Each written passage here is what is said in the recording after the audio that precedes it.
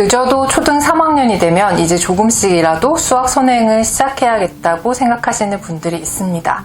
그런데 1, 2학년 때에 비해 교과 내용도 어렵고 또 자칫 잘못 알려준다면 큰일이 날 것 같은 불안감 때문에 엄마표나 자기주도가 아니라 학원을 선택하시는 분들이 많은데요. 그런데 이렇게 할 수 있다면 선행을 위해 학원 안 가도 됩니다.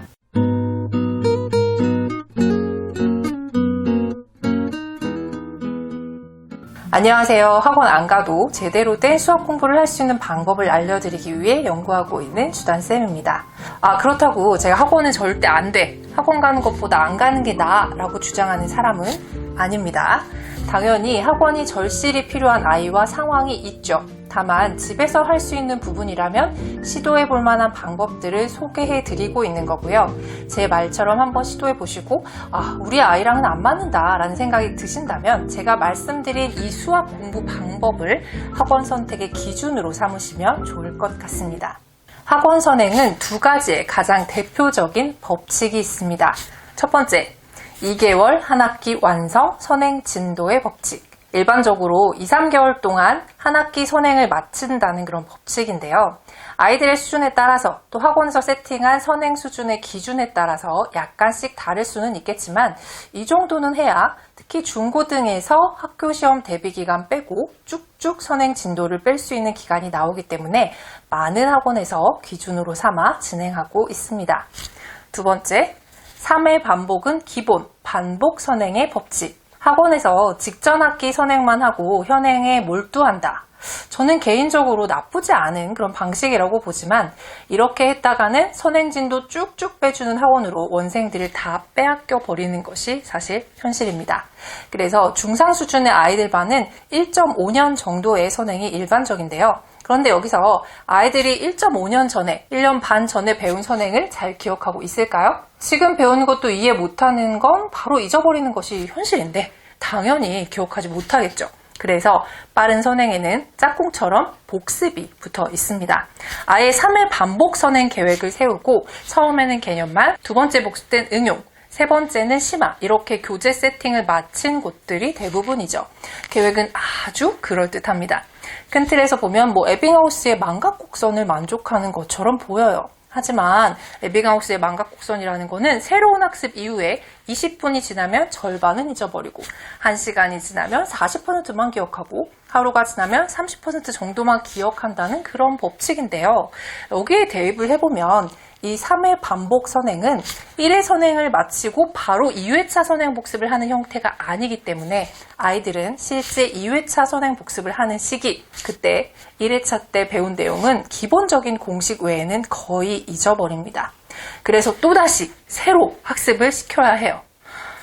이게 무슨 얘기냐면요. 3회나 아이들이 복습을 하더라도 기초 응용 심화로 아이들의 학습 수준이 업그레이드 되는 것이 아니라 기초, 그 다음에 기초 그 다음에 기초 응용, 이 정도 느낌이랄까요? 미리 공부하는 게 큰 의미가 없을 정도로 다시 교육해야 한다는 이야기입니다. 그런데 이 이야기를 거꾸로 해보면 여유 있게 천천히 이해할 수준으로 진도를 나가고 한 번 배울 때 깊이 있게 공부한다면 어떨까라는 생각이 드실 겁니다. 학원에서는 여러 가지 상황 때문에 처음 말한 그런 방식대로 선행할 수밖에 없는 경우가 많아요. 그럼 어찌해야 할까라는 생각도 드실 테죠? 네, 바로 이 부분, 이 지점이 집에서 하는 선행학습의 장점입니다. 선행학습은 누가 빨리 많이 하느냐의 경쟁이 아니죠. 선행의 끝은 어차피 고3 수능 대비거든요. 누구에게나 도착점은 똑같아요. 그걸 누가 빨리 가느냐가 중요한 게 아니라 누가 제대로 가느냐의 문제인 것이죠. 재학년 수업을 학교에서 배울 때 미리 공부했기 때문에 선생님 수업도 더 잘 들리고 문제도 잘 풀리고 그동안 선행한 내용과 지금 다시 학교에서 배우는 내용들을 잘 섞어서 좀 어려운 문제도 고민해 볼 수 있는 여유를 갖기 위해서 하는 것이 진짜 선행입니다.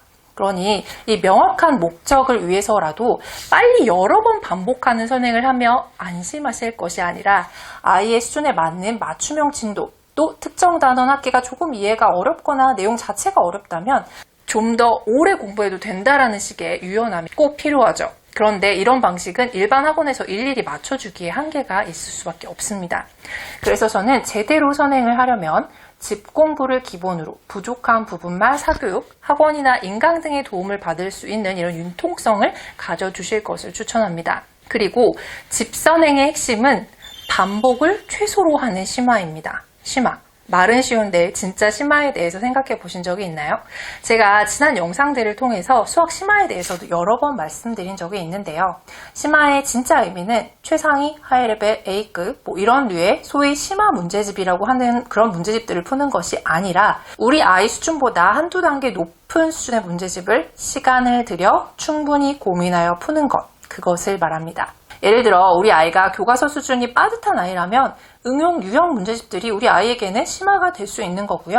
최상위까지 거뜬히 푸는 아이라면 경시대의 대비 문제집들이 심화서가 되는 거겠죠. 다시 말해 그냥 보자마자 풀리는 문제들이 아니라 30분에서 최대 2시간 정도는 고민해서 끙끙대며 푸는 경험, 문제 집착력을 발휘할 만한 상황을 만들어 주시는 것, 그게 바로 심화라는 의미입니다. 이런 식으로 한 학기씩만 제대로 심화 수준으로 선행이 된다면 실제 학기, 현행이 되었을 때 아이는 바로 직전에 공부했던 내용이니까 1.5년, 1년 반 전, 2년 전에 했던 선행보다 훨씬 더 기억에 많이 남았을 거고요. 심화까지 했으니까 더 깊이 있게 고민해 봤을 겁니다.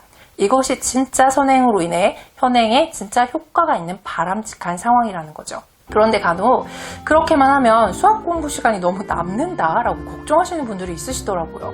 그분들께는 이렇게 말씀드리겠습니다. 수학 공부만 시키고 계신 건 아니죠. 수학 공부의 학습 부담이 줄어든 아이는 다른 과목에 더 몰입할 수 있는 여유가 생깁니다. 그 과목들에도 마찬가지로 이런 법칙이 적용돼서 여유가 생긴다면 책도 더 읽고 때로는 예체능도 즐기고 자신이 무엇을 좋아하는지 스스로 찾을 여유도 생기겠죠. 아이에게 이 소중한 청소년기가 공부한 기억밖에 남지 않는 학창시절이 아니라 마음껏 하고 싶은 것을 하며 꿈을 꾸었던 시기로 기억되겠죠. 상상만 해도 부모로서 너무 뿌듯하고 기쁘지 않으신가요?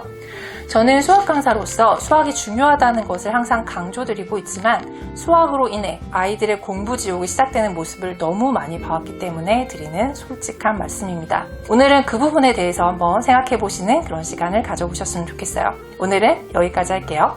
오늘 영상이 도움이 되셨다면 좋아요 한 번만 꼭 눌러주시기 바랍니다. 저는 다음에 또 유익한 영상으로 인사드릴게요. 감사합니다.